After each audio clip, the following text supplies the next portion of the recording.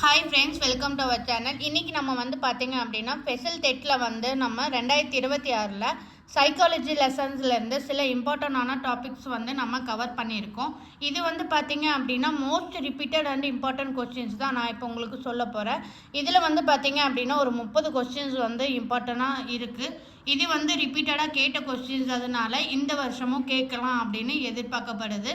இதில் பார்த்திங்க அப்படின்னா உங்களுக்கு 30 கொஸ்டின்ஸுமே நீங்கள் நல்லா தரோ பண்ணி வச்சுக்கோங்க. இது பிடிஎஃப் வேணும் அப்படின்னாலும் நம்மக்கிட்ட அவைலபிளாக இருக்குது, நீங்கள் கலெக்ட் பண்ணிக்கலாம். ஸோ இந்த பிடிஎஃப் பார்த்தீங்க அப்படின்னா ஜஸ்ட் 200 rupees மட்டும்தான். வேணும் அப்படிங்கிறவங்க டிஸ்கிரிப்ஷனில் நம்பர் இருக்குது, வாட்ஸ்அப்பில் நீங்கள் வாட்ஸ்அப் பண்ணி வாங்கிக்கலாம். நிறைய பேர் சேனல் சப்ஸ்கிரைப் பண்ணாமல் பார்த்துட்ருக்கீங்க, சப்ஸ்கிரைப் பண்ணி வச்சுக்கோங்க. இப்போ வாங்க என்னென்ன கொஸ்டின்ஸ் அப்படின்னு பார்த்துக்கலாம். ஃபஸ்ட்டு ஒன்று பாருங்கள். உடல் வளர்ச்சி வேகமாக நடைபெறும் பருவம் எது அப்படின்னு கேட்குறாங்க. உடல் வளர்ச்சி வேகமாக நடைபெறும் பருவம் எது அப்படின்னு பார்த்தீங்கன்னா சிசு பருவம். நெக்ஸ்ட் ஒன் பாருங்கள். வளர்ச்சி ஹார்மோன் அளவுக்கு அதிகமாக பியூட்டரி சுரப்பில் சுரக்கும் போது டேஸ் ஏற்படுகிறது. பியூட்டரி அப்படிங்கிற சுரப்பில் சுரக்கும் போது எது ஏற்படுது அப்படின்னு பார்த்தீங்கன்னா அசாதாரண உடல் வளர்ச்சி.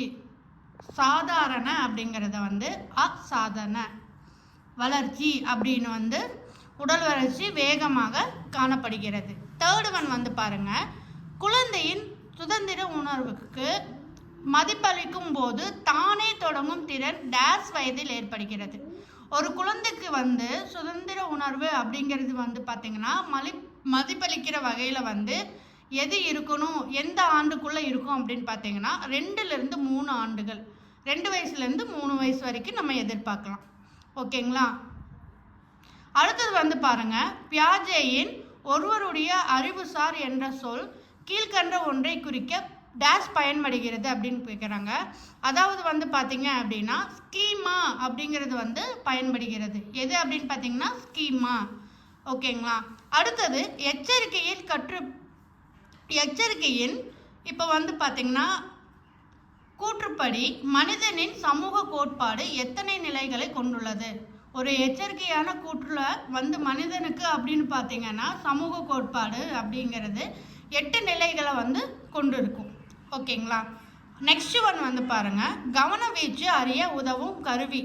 கவனவீச்சு அறிய உதவும் கருவி எது அப்படின்னு பார்த்தீங்கன்னா டாச்சிஸ்டால் கோப். டாச்சிஸ்டால் கோப். நெக்ஸ்ட்டு 7th ஒன் பாருங்கள். ஒருவரின் ஆளுமை கோளாறுக்கு அடிப்படையாக அமைவது எது? ஒருவரின் ஆளுமை கோளாறுக்கு அடிப்படையாக அமைவது எது அப்படின்னு பார்த்தீங்கன்னா மனவெழுச்சி அதிர்வுகள். மனவெழுச்சி அதிர்வுகள்.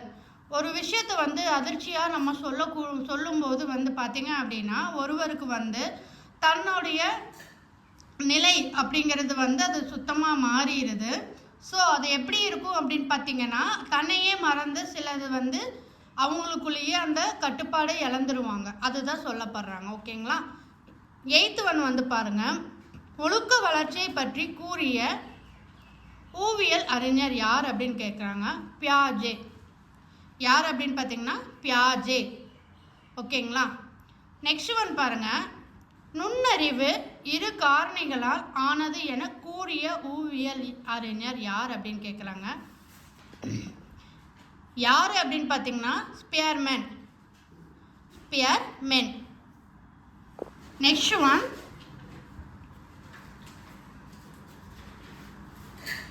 நுண்ணறிவு ஈவு என்பது நூவு அப்படிங்கிறதுக்கும் ஈவு அப்படிங்கிறதுக்கும் என்ன டிஃப்ரெண்ட் அப்படின்னு பார்த்தீங்கன்னா மன வயது MA, கால வயது அப்படின்னு பார்த்தீங்கன்னா 100.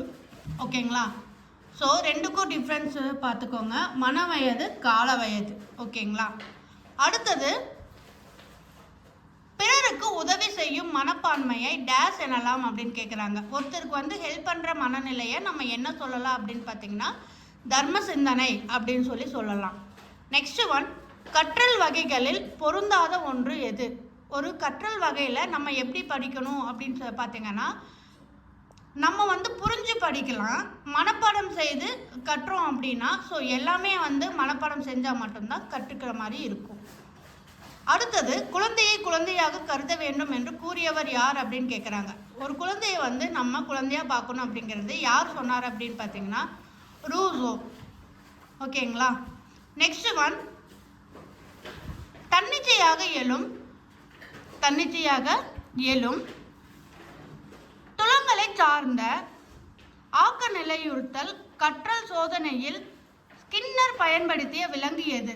ஸ்கின்னர் பயன்படுத்திய விலங்கு அப்படின்னு பார்த்தீங்கன்னா எலி. ஓகேங்களா. எலியை தான் வந்து பயன்படுத்தியிருக்காங்க. நெக்ஸ்ட் ஒன், இவற்றுள் பொருத்தமான ஜோடி கூறுக.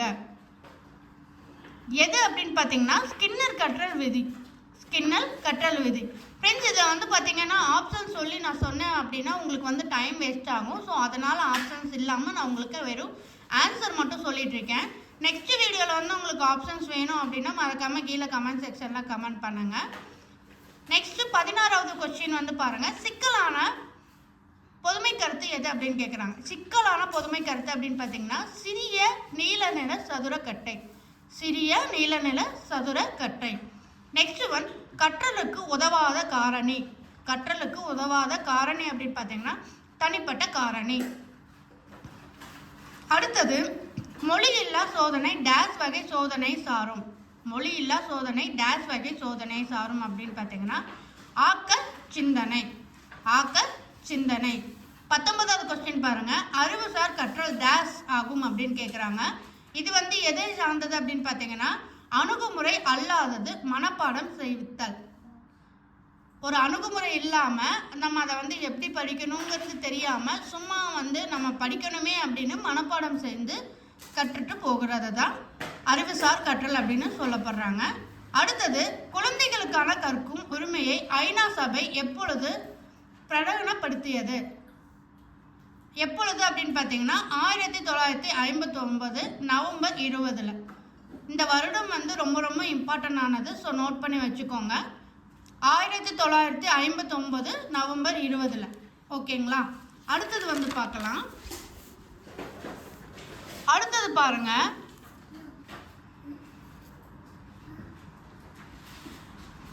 டார்டெக்கின் பயிற்சி விதி எதன் முக்கியத்துவத்தை வலியுறுத்தி கூறுகிறது? எதன் அடிப்படையில் வந்து இருக்கும் அப்படின்னு பார்த்தீங்கன்னா மறுபடி செய்தல். அடுத்தது, கற்றலின் முக்கிய காரணி ஒன்று எது அப்படின்னு கேட்குறாங்க. கற்றலின் முக்கிய காரணி ஒன்று அப்படின்னு பார்த்தீங்கன்னா கவனித்து பார்த்தது. ஓகேங்களா. நெக்ஸ்ட்டு, வெளிநாட்டில் நமது நினைவில் இருப்பவை எது? வெளிநாட்டில் நமது நினைவில் இருப்பது எது அப்படின்னு பார்த்தீங்கன்னா பல்புலன் வழிகற்றல். பல்புலன் அப்படிங்கிறதுக்கு மீனிங் அப்படிங்கிறது எது குறிக்குது அப்படின்னு பார்த்தீங்கன்னா இதில் வந்து நம்ம ஒரு விஷயத்தை வந்து ஏனோ தானோன்னு படிக்காமல் ஒரு விஷயத்தை கற்றுக்கும் பொழுது அது எதை பற்றி சொல்லுது, எதனுடைய கருத்தை பற்றி சொல்லுது அப்படின்னு புரிஞ்சு படித்தோம் அப்படின்னா அது வந்து எப்பவுமே மறக்காது. இதே வந்து நம்ம புரியாமல் ஒரு விஷயத்தை வந்து நம்ம மனப்பாடமாக செஞ்சு அதுக்கப்புறம் படித்தோம் அப்படின்னா அதை வந்து நம்மளுக்கு எப்பவுமே அது புரியாது அப்படிங்கிற மாதிரி சொல்கிறாங்க. அடுத்தது, கற்றலின் அடைவு அப்படிங்கிறது வந்து திறனை பற்றி சொல்லுது. நெக்ஸ்ட்டு வந்து நடத்தை கோட்பாட்டின் அடிப்படை தூண்டல் எது அப்படின்னு கேட்குறாங்க. ஒரு நடத்தையினுடைய கோட்பாடு அடிப்படை தூண்டல் அப்படிங்கிறது வந்து பார்த்திங்க அப்படின்னா துலங்கள் அப்படிங்கிறத சொல்லப்படுறாங்க. நெக்ஸ்ட்டு ஒன், குழந்தைகளின் அறிவு வளர்ச்சி பற்றியது எது அப்படின்னு கேட்குறாங்க. பியாஜேயின் கோட்பாடு. அடுத்தது, சராசரி நுண்ணறிவு ஈவு அப்படிங்கிறது வந்து பார்த்தீங்க எதுலேருந்து எது வரைக்கும் இருக்கலாம் அப்படின்னு பார்த்தீங்கன்னா 90லேருந்து 109 வரைக்கும் இருக்கலாம். சராசரி நுண்ணறிவு வந்து 90லேருந்து 109 வரைக்கும் இருக்கலாம். நெக்ஸ்ட் ஒன், ஒரு குழந்தையின் முதல் ஆசிரியர் யார் அப்படின்னு பார்த்தீங்கன்னா பெற்றோர்.